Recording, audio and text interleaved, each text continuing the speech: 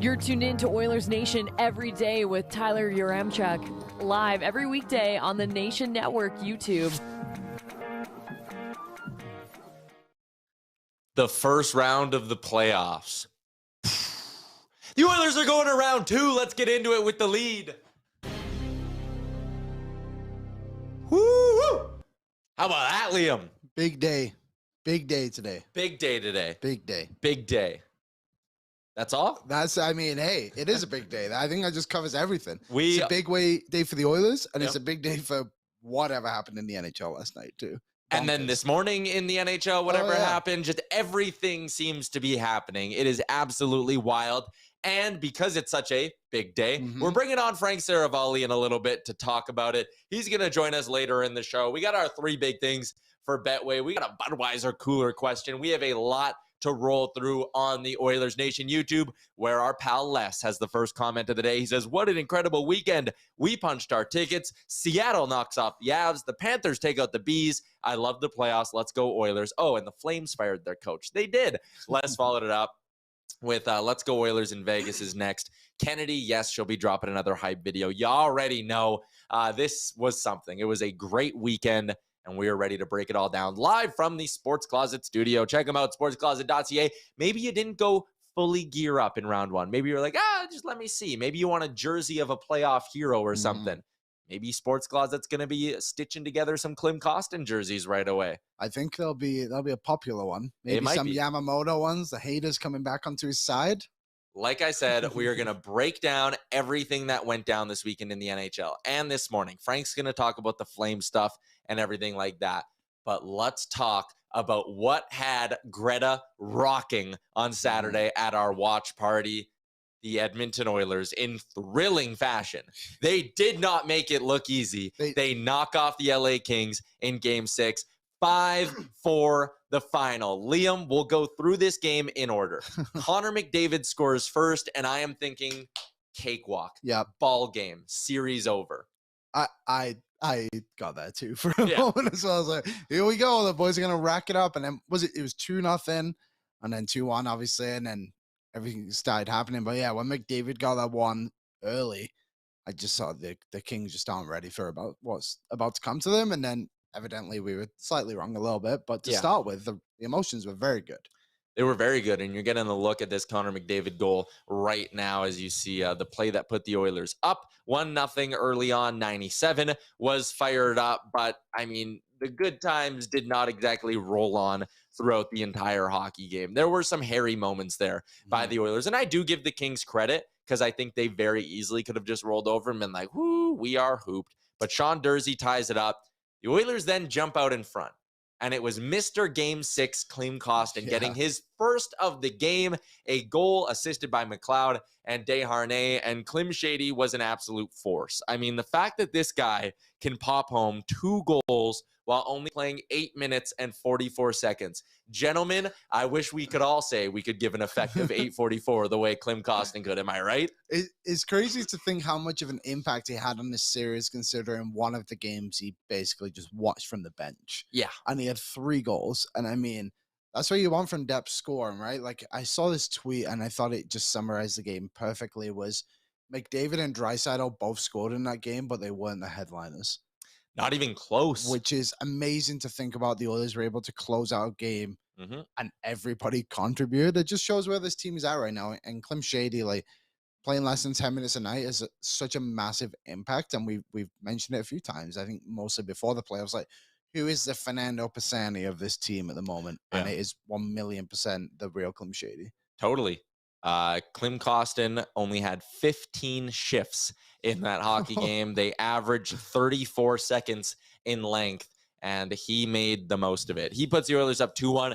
Draisaitl puts the Oilers up 3-1 on a power play in the second period. The Oilers power play setting a record for power play percentage in a series win. Draisaitl goes up 3-1, and Liam, I sat there, Greta, and I went, cakewalk, series over. I was once again wrong because the Kings, again, credit to them, they had a real good pushback.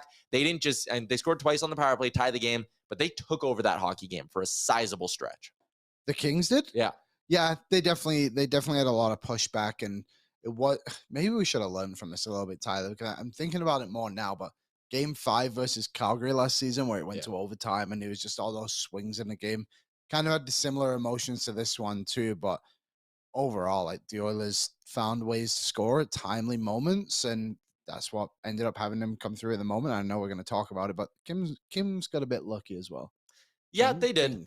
They outshot the Oilers in every period. And in the second period, it was 16-8. The scoring chances were 15-9. They were a little bit of like shooting from everywhere, but they were getting pucks on net. I think they recognized Stuart Skinner wasn't totally on in that hockey game either. That Dursey goal, I feel like he definitely could have stopped. The Kings took it to him for a stretch there, and the Oilers bent, but they didn't break. And then late in the second, it's Klim Kostin again from Yamamoto and Vinny Desharnais. I mean, that guy as well. He had a 2-point night in that hockey game. It was something. And just watching the Oilers depth pieces again, Liam, just roll through in that hockey game. And we'll touch on this throughout the show. We have 3 big things for the entire series we're going to go through in a bit. But unlikely heroes. When you go back through these hockey games, go back through the entire series and identify like who the big heroes are in every one. In none of those games is it really McDavid and Draisaitl. It was someone else stepping up. The only one that was really Draisaitl was probably Game 1, right? Which they lost. Yeah, Game 1, which they lost, and then Game 2 they bounced back with a win. I think you can maybe see that one was dry, but these last 3 wins have been the Hyman game, the Bukestad game, and the Klim Shady game. Yeah. If anyone put money on that, I want to see the tickets because I don't believe you. If you had Klim Kostin to score 2+ goals in Game 6, I would imagine you're not working today. So the Oilers have a lead going into the third. The Oilers have a lead 5 minutes into the third, 6 minutes into the third. Boom, Oilers power play. And Liam, I'm licking my chops. I'm going, it's series over. And once again, I was incorrect in that analysis because it goes down. Stuart Skinner's stick snaps on him. Was previously snapped. He didn't notice. At first glance, it looks like he just fans on it, but that was bad luck. Like, again, on one end, and it's not even like he ventured out of his net to play that puck. He did everything correctly. His stick gave out on him. That is technically a 2-minute minor.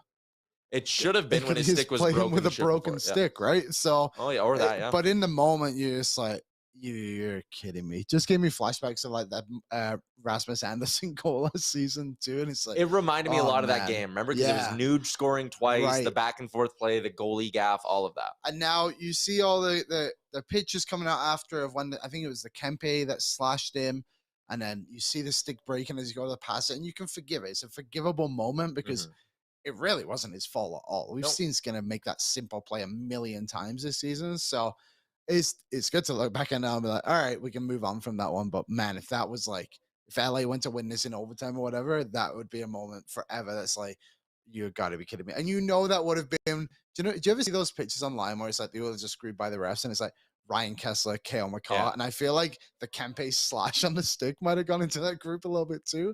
But yeah, the karma came around and we got on the good side of it. Everybody's dropped in their predictions for next round. We're going to get to that a little bit later on the show, but round 1 was fun. We want to relive it as much as possible, including that game winner in Game 6. And I will give Jay Woodcroft credit. In this series, he has not trusted that fourth line duo all that much. No. Klim Kostin late in the games has been getting stapled to the bench.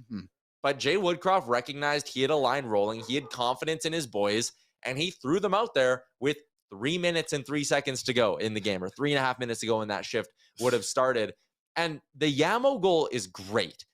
Them working the Kings again as the fourth line here with Ryan McLeod as the centerman. It wasn't Draisaitl jumping up onto that line. It wasn't McDavid or anything like that. It was Ryan McLeod joining that line. Woodcroft trusts his bottom 6 players to get the job done, and Kailer Yamamoto rewards him. What a feel-good moment for our little Yam Fry. McDavid in his post-game press conference even called them the little guy, and they had a good chuckle about it because they were doing it side by side if you didn't see that. But for him to get his first playoff goal on just throwing a puck on net with a great screen in front as well, because Korpisalo had no hope in hell of seeing that puck. It was just awesome, man. I have no other way to say it other than feel-good moment.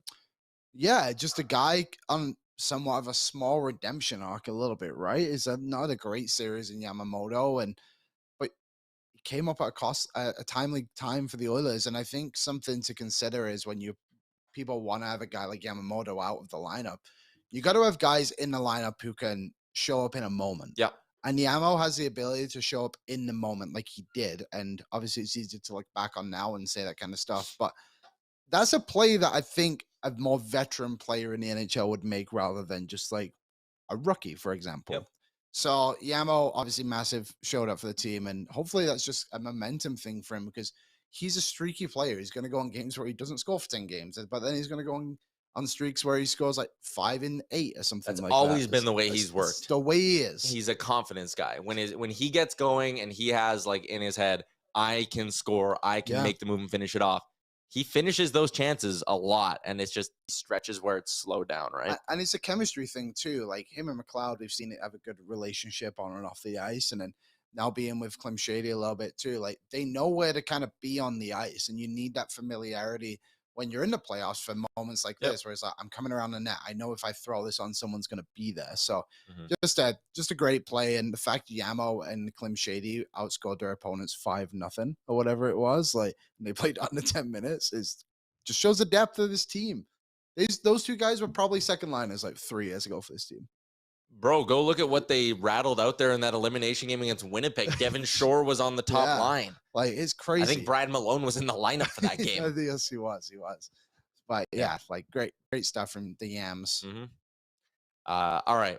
Let's catch up on what you guys are saying in the chat before we move along. Rusty says it was a great series with all sorts of emotional swings. I mean, put yourself back into the mindset you would have been in when they're down 3-0 after the first period, about to go down 3-1 in the series until their power play kind of saves the day in that middle frame. It was the power plays and the big guns there that actually did probably come through the most for them in that second period. Tobler Roos calls him Peter Klima Kostin, which is a great pull from back in the early days. A lot of people saying, thought Skinner fanned on it until he went to the bench to grab a new stick. Yeah, until you see the replay and see the screenshot, it does just look like Stuart Skinner fanned on it. Someone did say goalies are allowed to play with a broken stick. Are they? I didn't even know that. I don't even know if it's true. I'm just trusting the chat. They shouldn't want to. I feel like it's a massive disadvantage, as we saw. D. White says, Kleem has to start getting more ice time. 3 goals playing 5 to 7 minutes doesn't make sense to me. I do think there's something to that. And if they're going to be rolling 12-6 with Janmark coming back for the next round, then I think going McLeod, Kostin, Yamamoto as a line is actually probably a smart way to do this thing. So I agree that he should probably play a little bit more, but just to play devil's advocate a little bit, like, you're playing him less than 10 minutes and he has 3 goals in a series and in crucial times. Like maybe that's just the perfect amount. And maybe it's good to have those weapons who can stay fresh in a Yamo and a Klim, who are both former first-round picks, who can go out and be effective for that 8 minutes a night. And when you're catching them late in the third period, when, you know, the Kings are maybe a little bit more tired because their top pairing's been out for however long or whatever it is, like you can send those guys over the boards and they got those engines to keep going. And I mean, with the argument too is like, whose minutes are you bringing down? Nuge, because he didn't score. Like, maybe, that's probably a bad example, but it's true though. Like everyone is playing so well in this lineup. Like Fogle and McLeod didn't score goals in this series, and they were 2 of the most effective players on the ice for the Oilers. Yeah, I agree with that. It's wild to think of just the depth this team has at the moment. McLeod picks up 2 assists in that game 6 when he finished with 3 points on the series. Tyler Mulick, I like the effort here, so I'll read it. Clemando Costini, a play on Fernando Pisani. We'll workshop it. We're getting there. I would also say Klim probably has enough nicknames. He's probably good. Yes. I think, we've maybe ran through everything we need to do there. Odin says maybe a few more because when he's out there for that long, he makes mistakes, doesn't look good. And that goes to your point with Kostin, right? Yeah. Like maybe you give him a couple extra shifts, but he did get 15. Yeah. 15 apples is solid. Or sorry, 15 shifts in that game is solid, and he got 2 goals and an apple. I was also reading the one about how we didn't mention his assist either, but I think it's. Just look at the stat sheet. Like we have it on the screen here. If you can swing that up, Aaron. Like Klim Kostin first at the most points.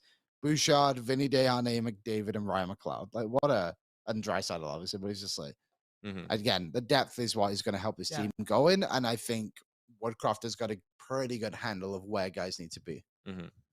Totally. Let's keep moving along here and get into our three big things for the series as a whole, brought to you by our friends at Betway 19+. Please play responsibly. Giddy up. The Oilers are off to round 2. Again, we're going to set it up. But first, my number one big thing, Liam, it is the depth of this hockey team. Yeah. Listen, they won this series because they had big guys step up. And how about this? With McDavid and Draisaitl off the ice this series, the Oilers outshot the Kings at 5-on-5, 67-64. The Oilers outscored the Kings by 1. With McDavid and Draisaitl off the ice, they outscored and outshot the LA Kings. You might say they're like, so what? They outscored them by 1. In years past, the bottom 6 was trying just not to get caved. Yeah. If the bottom 6 even broke even, we were like, hell yes. They now have a bottom 6 that is winning matchups. Unbelievable. Yeah, and I don't know what else more to say on it, but yeah, it's true. Like, you're coming into this series and the Kings are the team who are this deep team and have all these players who can counter the Oilers on so many ways. And then the Oilers just came in and said, no, this is what we will do to you. And then they did it for most of the time, right? Like, guys like Alex Iafallo were pretty effective for the Kings, but outside of that, like Byfield, I guess, but he was more effective when he was actually in the top 6. But it was the Kings' big guns that really had to pop up for them if we wanted to win the games. And for the Oilers, like you said, like, we had a Bukestad game, we had a Clem Costin game. Like, the only thing the Oilers didn't have in that series was a Stuart Skinner game, but they did have a Jack Campbell game, funnily enough. So yeah, the depth for me is the biggest thing, the biggest decision, the difference. Yeah. Yeah, man, you mentioned Jack Campbell. If he doesn't stop Arvidsson late in game 4, this series is done. But probably not. Probably done. Yeah. Talk about the draft. Yeah. Oh man, don't even put that out there. But anyways, number one in this in our three big things for the series is that the depth really powered this team. Number 2, Aaron, flash up that board again. He was the leading scorer in this series. Leon Draisaitl, 11 points. This guy racked up 7 goals in this series. In game 6, he got his first goal in an elimination game in the past 2 playoff runs as well. The way he elevates his game, I mean, there's a stat of players who played 40-plus playoff games. Leon Draisaitl's career playoff points per game is like only behind Mario and Wayne. Yeah. The way this guy elevates, the way his game translates to the playoffs with the big body, the possession style of play, everything Draisaitl does in the playoffs turns to money, and he was their best player of this series. The one thing I noticed about him, which I thought was funny, is he looks excited to be playing hockey, which might seem weird, but in the playoffs, like, in the regular season, like, Draisaitl's very nonchalant about things. Like, he scores, he doesn't show like a ton of emotion about it. But man, in the playoffs, like, every time he puts a point up, it's like it's his last. Like, he just lives for these moments. And he's got the eye of the tiger. Oh yeah, he is in the zone for these playoffs right now. And yeah, playoff Leon is legit. Yeah, it absolutely is legit. There was that stat from Icinth Pryor of The Athletic who had the numbers of biggest jump from regular season points per game to playoff points per game, and Draisaitl's is the best all time. And it's basically like Draisaitl, few other like good players, but a bunch of guys who are like 30-point guys that jump to being like, oh, half a point per game in the playoffs, or like 0.6 in the playoffs. Draisaitl goes from like over a point a game to like 1.7 in the playoffs. It's nuts. It's crazy that he just has another level. But yeah, like those guys are probably guys like what, Pascal Dupuis and stuff like that, like Chris Kunitz, I bet, like those kind of players. But yeah, what he's able to do is bonkers.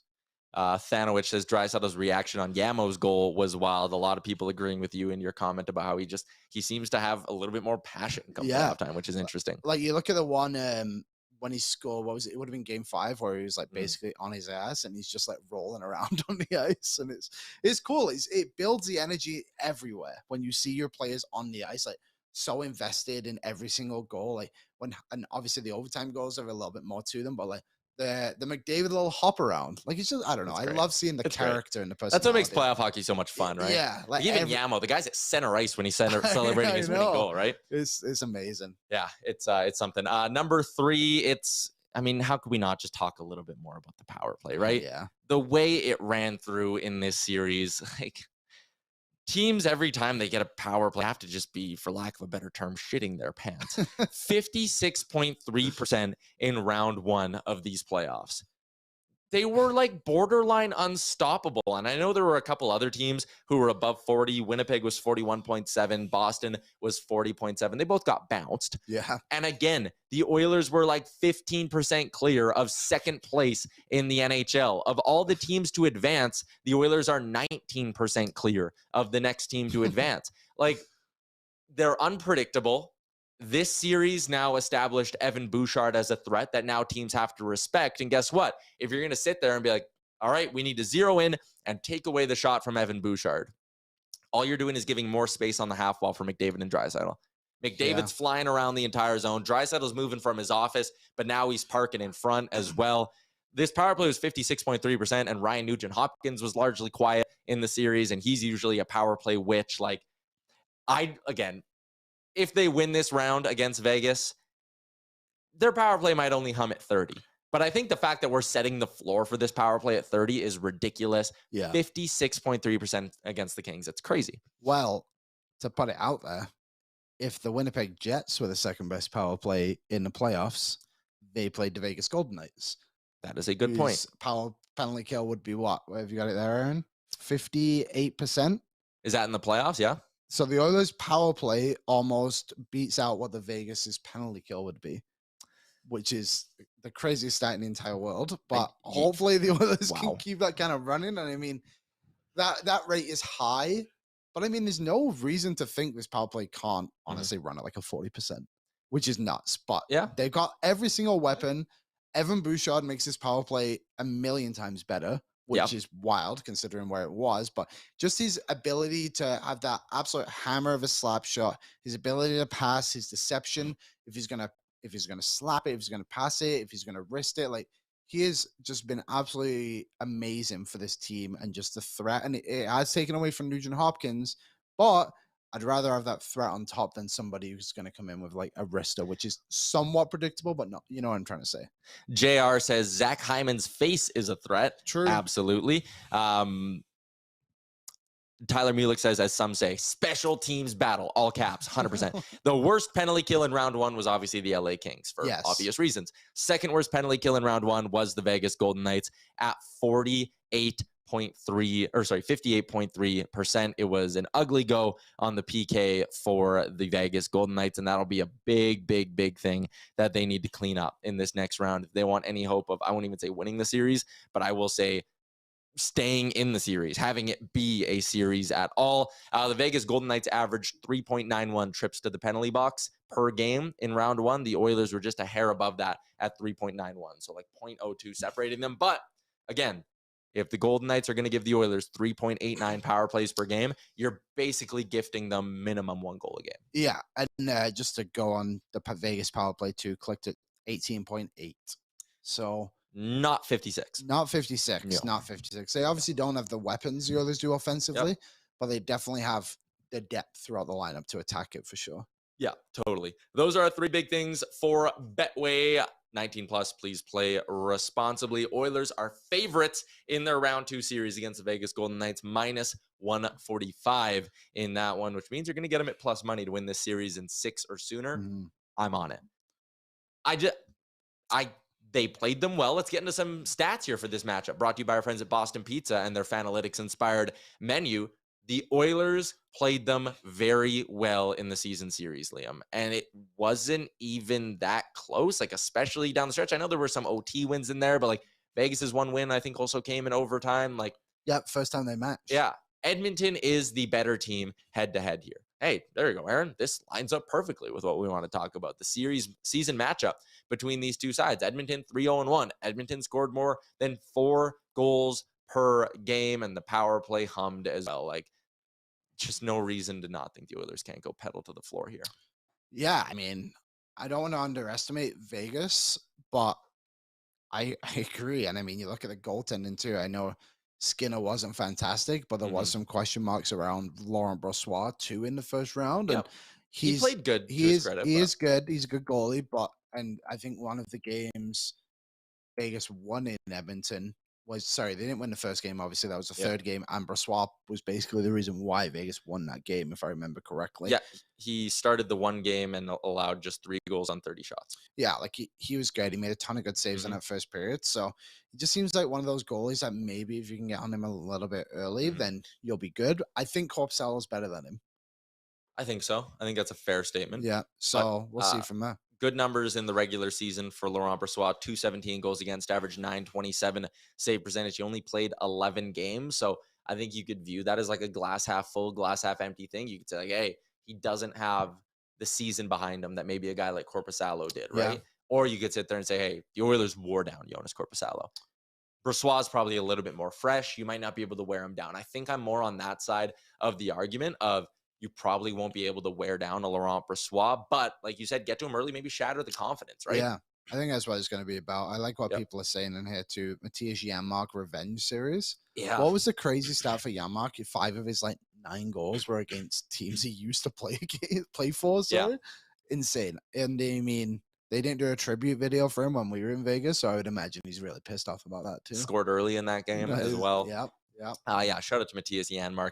Who gets the upper hand, Janmark or Brossoit in their respective revenge series? A lot of you guys saying, yeah, it's the Janmark series. He is expected to be back for game 1 against the Vegas Golden Knights. I'm hearing the rumblings that he should be playing. Well, I think that leads to the obvious question. Broberg comes out. Yeah. He played less than 4 minutes. What forward are you taking out, right? That's the thing. Like this group, and we spoke about it actually after game 1 when Janmark played, like, how do you switch to 11-7 with this forward group, the way they played in that one game, and then they were able to extend that to 6? Yeah. You're just giving a disjustice to the players that have been out there for you, doing everything they can every night to win that series. And no disrespect to Broberg, I thought he had a pretty good series for the time he had on ice. But Vinny's finding his game, so Broberg's just less and less useful as Vinny keeps playing better. Exactly. I worry about not having that insurance policy because you think about the games when Vinny struggled, you take up Broberg's minutes, and it's a little bit less of a problem. But what I would say to that is, too, like, the top 4 of the Oilers' blue line, if you want to take Bouchard out of the equation, sure, but, like, Kulak, Ekholm, Ceci, and Nurse should have enough experience to play an extra few minutes a night. Yep. I think that's a great point. Tyler Mulick says, I think Broberg's speed would help with this team against the Golden Knights. I think he said earlier on he's a little bit worried about, Vinny being able to handle the forecheck of this Golden Knights team. I think that's fair, but I also think the Kings had a lot of speed too, right? Yep, they maybe didn't play the system that allowed for them to maximize it, and Bruce Cassidy's going to have a much more up-tempo system and pace than Todd McClellan did. Yeah. But I also think there's a little bit of, okay, they're not going to be playing the 1-3-1 like LA did. Okay, so you're going to try run and gun with the best run and gun team in the NHL? Like, good luck to you. Yeah, it's definitely going to be a different kind of energy, I think, for however many games it goes. But yeah, if they want to try run and gun, then I think the Oilers will be just as fine with that too. Like, do you know what? We said this like when the season was kind of coming down the stretch there, and we were like, oh, the Oilers are now playing like really tight games against Colorado and Vegas and the Kings. And it's like, yeah, because they can beat you in any way. They are they're an elite team, and they're a team that can go and win the Stanley Cup, and Vegas is obviously in the way, but they can knock off Vegas in probably 6, maybe even 5 if they really give their A game for that many games. Series starts on Wednesday in Vegas with games on Wednesday, Friday, and then expected to be Sunday and Tuesday. The reason they had to start on Wednesday is because Shania Twain has her concert on Friday and Saturday. Interesting. But anyways, I'm going to be hitting the road with our friends at AMA Travel for another AMA Travel playoff experience. Giddy up. AMA Travel can help you out. And if you're looking to plan maybe a playoff trip, they got you. If you're looking to maybe plan a summer trip, how about this? Head to amatravel.ca/dream. You fill out a little quiz, and it like spits out a trip that it thinks you'd like, all planned out. That is quite fun. Maybe you will be going to Drumheller this summer. Maybe I will. You can save on cruises, travel insurance, vacation packages, and more at amatravel.ca. Excited to get rolling with that. Let's take a look at the second round bracket here really quickly. Oilers, Golden Knights, we know. Dallas taking on the Seattle Kraken. Liam, which result surprised you more? Seattle over Colorado or Florida over Boston? Seattle for sure. I think Florida has the firepower to be a top team in the East. I think that's a good point. Seattle, just like everything kind of went for them. Like they might have the hottest goalie in the playoffs right now, which is a crazy thing to say considering the year. Yep. I had Boston winning that series in 7. I had Colorado winning that series in 5. So the surprise for me comes from the Seattle Kraken. AMA Travel Out of Town scoreboard. There's a game 7 tonight between the Devils and Rangers. That one should be a lot of fun as well. Let's continue to go around the NHL with Frank Seravalli, whose appearances, as always, are brought to you by Star Mechanical, Edmonton's #1 plumbing and heating company. Find out more by visiting them online at starmechanical.ca. Frank Seravalli in the mix. He has had a wild day of breaking news, and we are going to talk about that a little bit later on. But first, Frank, it's Oilers Nation every day. I want to ask you about the Edmonton Oilers. We just broke down the whole series again. I think the big difference from this year's team compared to teams in the past is they have depth pieces that don't just go out there and try to survive. They can go out there and make an impact. And I think that's what makes them a legitimate Stanley Cup contender. Fair? My video is delayed, so hopefully the audio is not. I would say that it is fair. I think it's one of the big things that separated this Oilers team from teams of the past.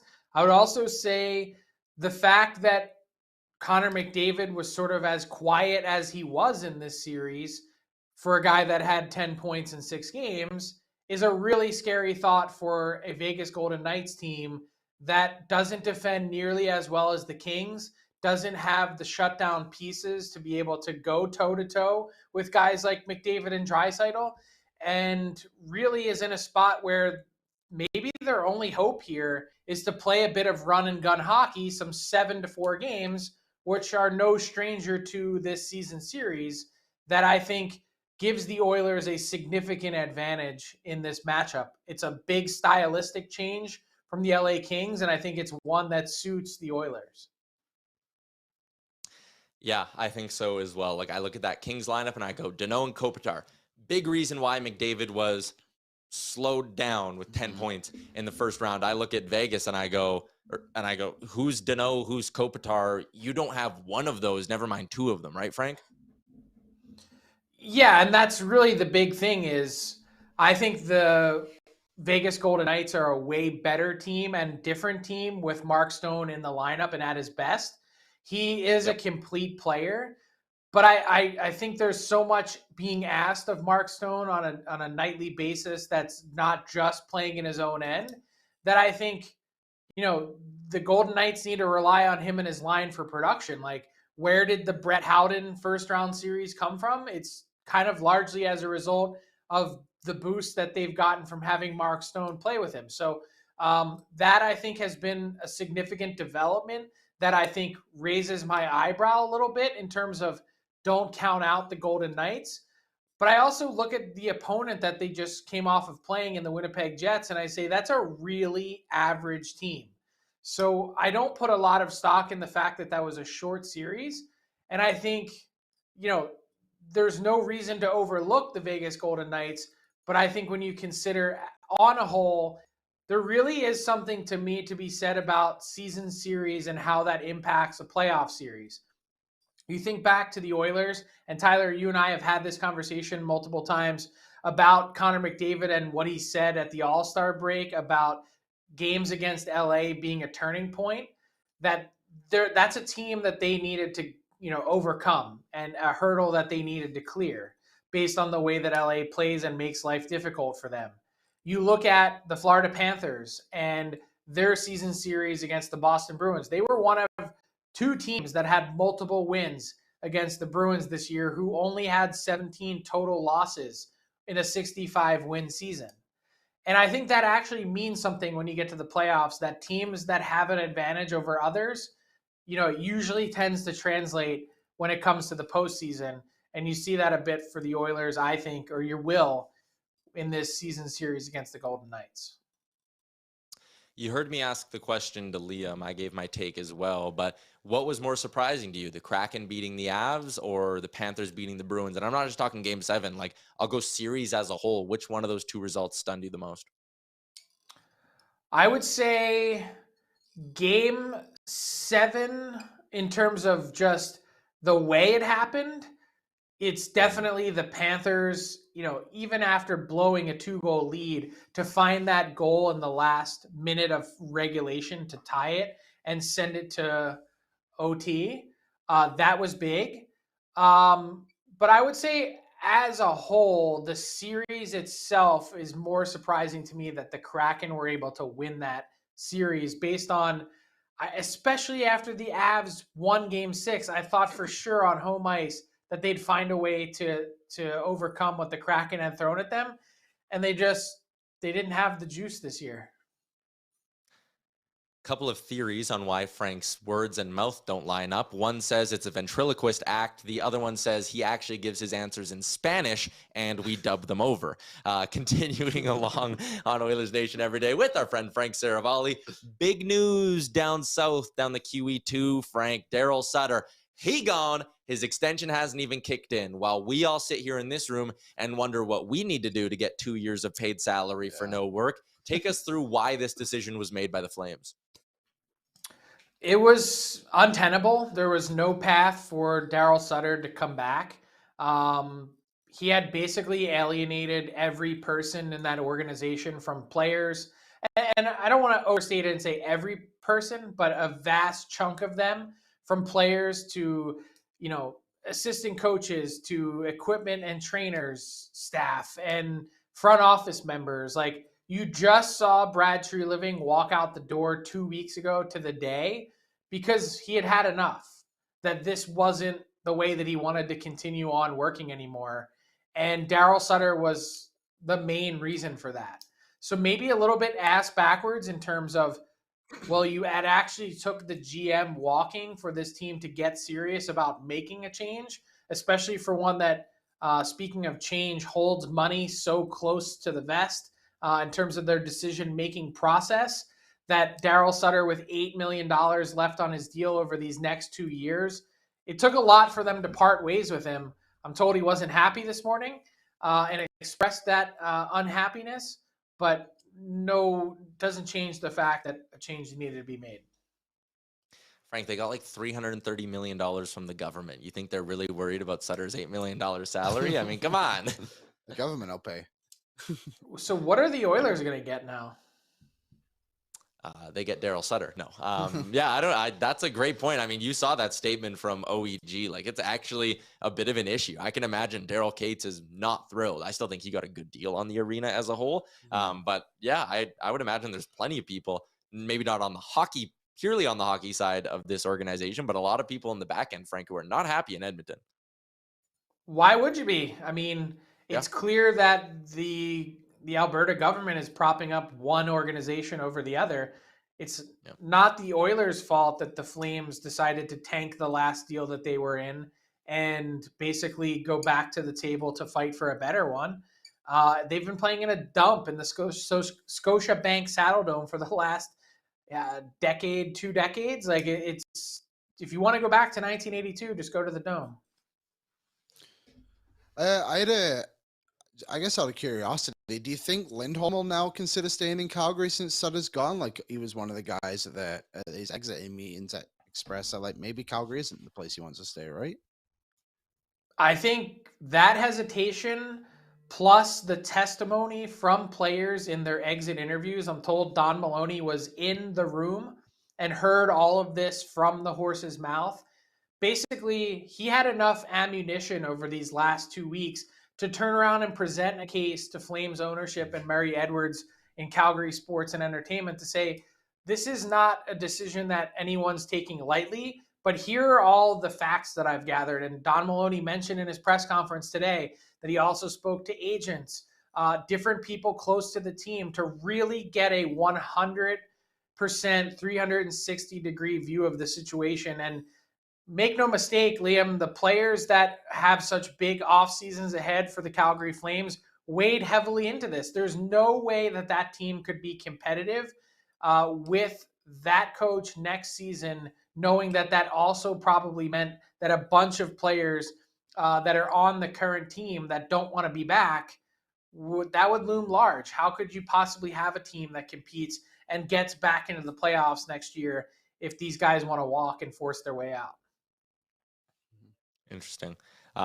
Nice joke here, since this is an Oilers show, from Dizon, who says the real question, though, is the new stadium going to be shaped like a saddle dome, or they're wondering to honor the current version of the Flames, maybe they shape it like a dumpster. Anyways, another Game 7 tonight in the Stanley Cup playoffs. Frank, before we let you go, give us your pick, Rangers or Devils. What do you got? I'm going with Rangers in Game 7. I originally picked the Devils in 7 to start the series.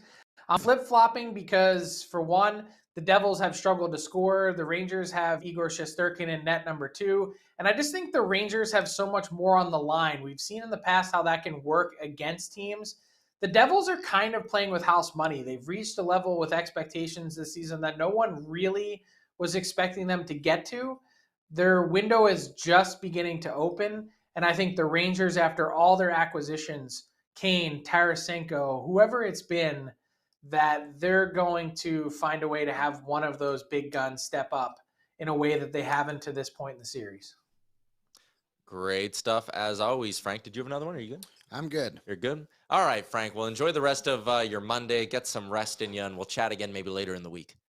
Okay, it's all right. I'm going to say bye now, and then I'll just keep talking for the next 30 seconds. So see you later. Yeah, we're actually just going to leave Frank up for the remainder of the show because it'll just keep going. There you go. Frank Seravalli for Star Mechanical. If you need 24/7 emergency repair, you know who's got you covered, Liam?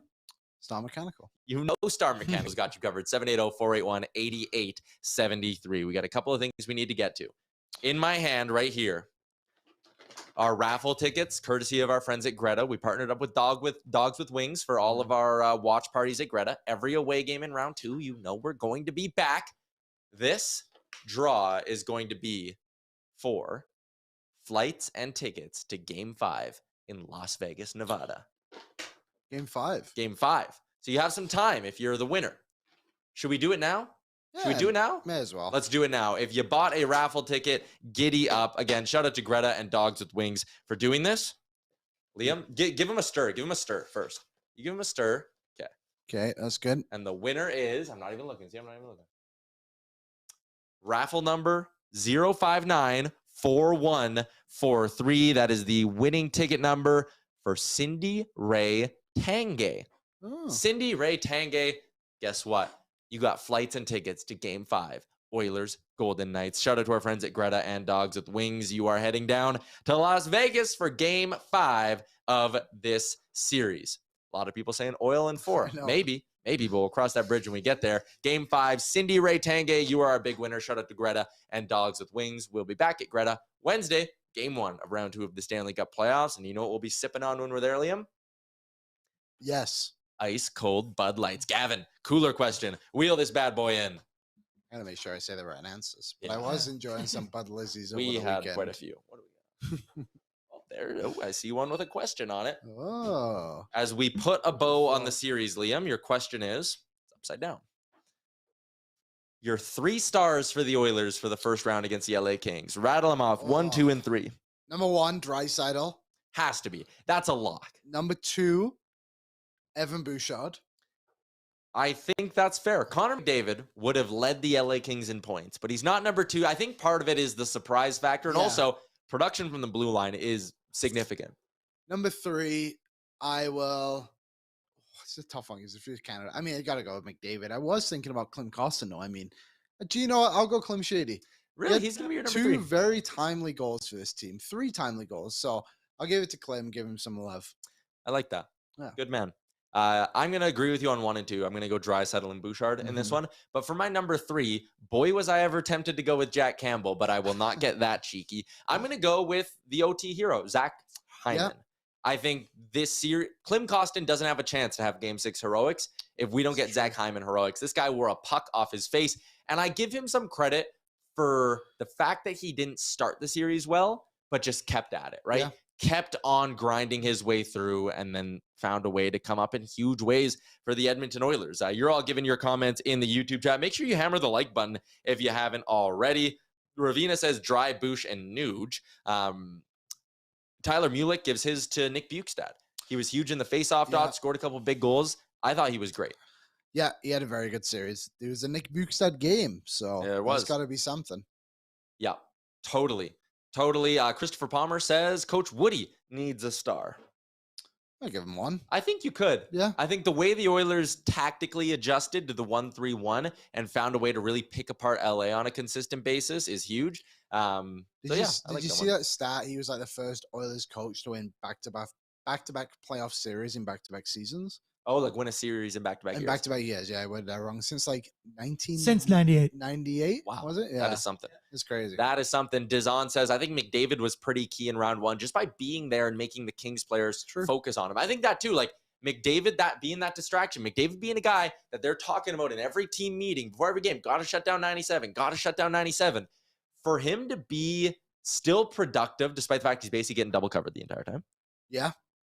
It just shows the level of talent he's at. Like he had 10 points this playoffs, and we were like, is he all right? And like, if you're Vegas, you should be shaking in your boots. Yes, you should be. They'll be doing the same. That's why we have 29 too. Mikey K gave his third star to Evander Kane. Oily Gordo said Draisaitl, Yams, and Hyman 1, 2, 3. Brian D said Dry, Bush, and Ekholm as his 3 as well. So giddy up. There you go.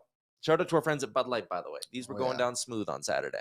Shout out to Bud Light for another nice Saturday night. Another nice Saturday night. Maybe we'll throw some Budweisers in the fridge here, and by the end of the day, we'll maybe crack one open. As well. Maybe. 5 o'clock somewhere.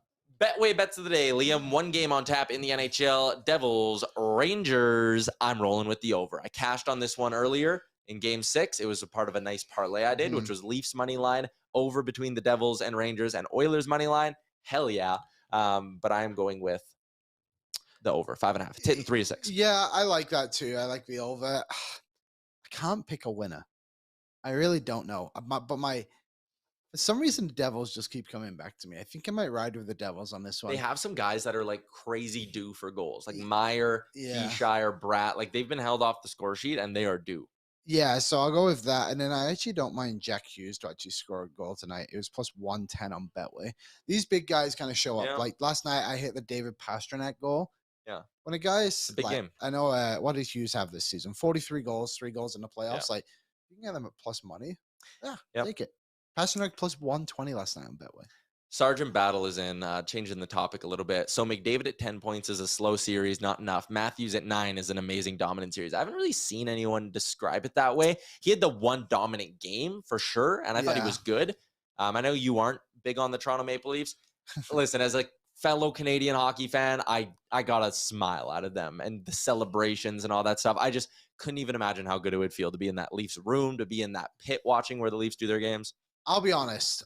I quite frankly didn't really care that much he went through, because either way, like the Oilers wanted to play him until the final. But it was good to see the Leafs kind of get over their demons a little bit. And people were kind of making fun of them for the celebration stuff. And what I would say is like, screw off. This team has been fighting it forever. We have laughed at them forever, and they can celebrate. Yeah, they can do it. And like, there was a report that like Bud Light cases were just like filtering into the room. It's Hell like, yeah. let them have it, man. Like this has been a franchise that has suffered for a long time, and I love laughing at them. But let them have their moment. Now they have to play Florida, who I think people are also underestimating. Is like, oh well, the Boston's out. Like cakewalk for Toronto. It's like, well, Boston had to lose to somebody to be out of the competition. And now it's Florida, and they're going to be, I think they're almost a little bit more dangerous than what Boston could be if they can beat Boston, right? Take Florida lightly at your own peril. Yes, because they are elite. And they have elite players. Yes, that's what Chuck Barkov, legit. If Bobrovsky wants to be vintage Bob, they're hard to beat. Brandon Montoya, 2 goals yesterday. What was he, 74-point defenseman? Anton Lundell had 2 assists in the game yesterday. Good, yeah. Verhaeghe, 40 goal scorer. Like they've got a lot of talent. I think that series will go 7. Tomorrow we're going to break down a few more round 2 matchups, give our round 2 picks as well on the show. A lot to get to. I might even invite a little guest on, but me and you will talk about that after the show as well. A big shout out to Sports Closet, because as always, we are live from the Sports Closet studio. Wednesday, it's a Sherwood Ford Giant game day from Las Vegas. That is going to be a fun one. Shout out to AMA Travel as well. Betway Star Mechanical, who sponsors every Frank Seravalli appearance on this show. Boston Pizza, the new Fanalytics menu. And Greta, which is where you are going to be watching, or going to want to be watching, Game 3 with our boy Aaron on the mic down in downtown Edmonton. Thanks for tuning in today. We're back again tomorrow, noon Mountain Time. Hit the like button before you go and enjoy Game 7, Devils Rangers, everybody.